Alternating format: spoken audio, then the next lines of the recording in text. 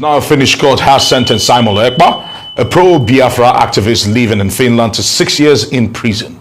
He was found guilty of terrorism-related offenses, tax fraud, and practicing law without authorization. Judges said Ekpa used his network to incite violence, supply arms, and push for a Biafra revival. Back in Nigeria, Nnamdi Kanu's terrorism trial remains stalled. After years of legal dispute, a new judge took over earlier this year. Now, hearings resumed in March with the first prosecution witness testifying in April, but progress has been slow. Courts in both Kenya and Nigeria have already ruled Kanu's 2021 rendition from Nairobi unlawful, raising questions over the legitimacy of the trial. Critics say dragging it out only fuels tension and undermines confidence in Nigeria's justice system. Observers point to Finland's case against Ekpa as an example of due process done right, and warn that Nigeria risks international damage unless it handles Kanu's trial with transparency, speed, and respect for the rule of law. Now, for a conversation about the impact of Simonekpa's arrest and conviction and the lessons for Nigeria's judicial process in the administration of justice is lawyer Malachi Ugumadu. I want to say thank you very much for joining us today. Thank you for the opportunity again. All right, so let's get straight into it. Before we talk about the snowball effect of this Simonekpa's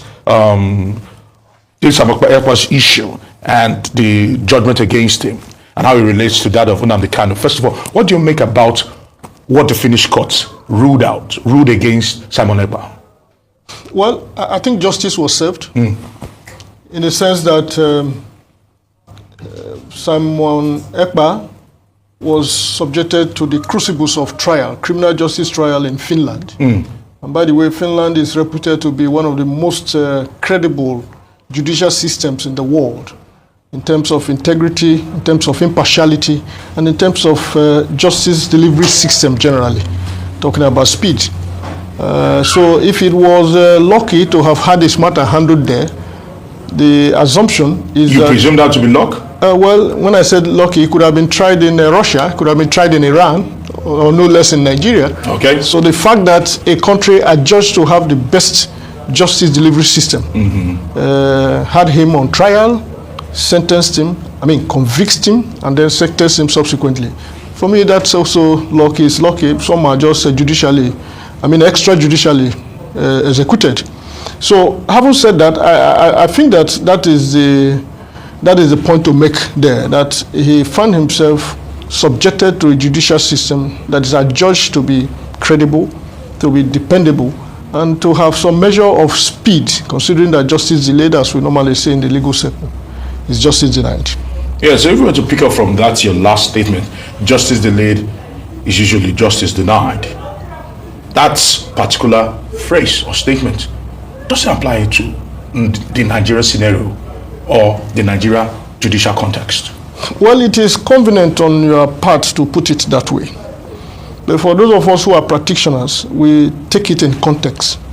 Quite a number of factors are involved. There are a couple of variables, some within and some outside your control.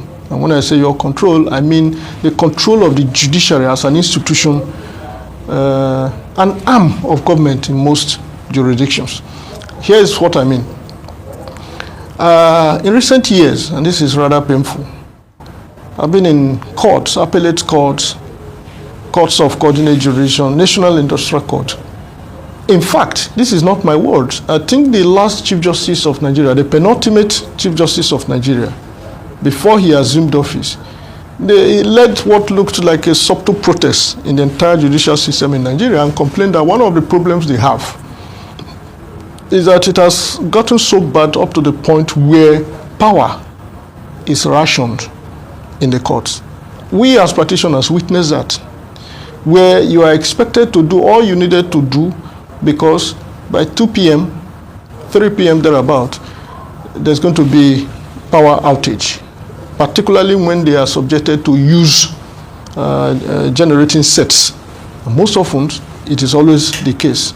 Now that goes to the issue of funding and infrastructure to deal with the justice delivery system. So you're not just talking about the knowledge of the law, the expertise required, the courage, and the independence needed to dispense justice as it ought to. You're also tackling with institutional crisis, government issues, No, infrastructural issues. But the now, question the reason I put yes. it that way, the reason I chose to take you on is to say that the framework of the law yes. in Nigeria today is designed to ensure speedy dispensation of justice. I'll give you an example. I doubt that strongly, because how would you know? Because when you want to explain it, if we take a land case, for example, because I look at some of these land cases, and you will be shocked how they decide to extend the process, and at the same time, when you see some election cases, and you see expedited hearing, I begin to ask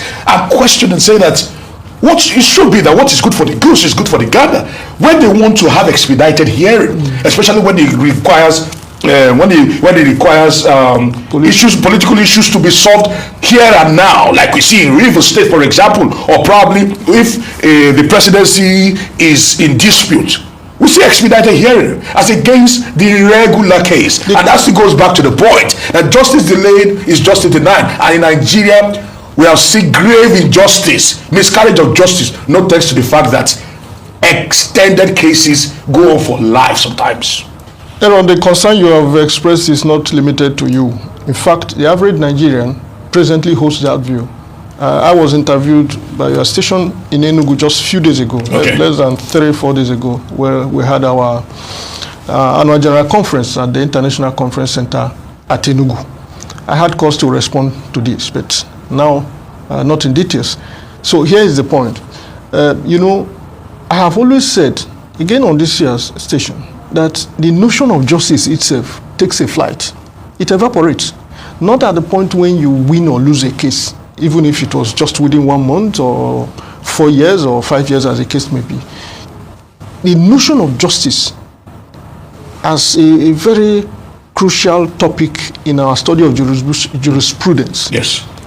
It disappears when the ordinary man on the street, not Aaron, not Malaki, who are professionals, lose confidence. And that is the point you are making. Yes, so we are particular about it. We are very close, if not at that point, where the average Nigeria has lost confidence. And this is a big worry and a big concern to the legal profession. And it keeps occurring year in, year out within our bar conferences and all that.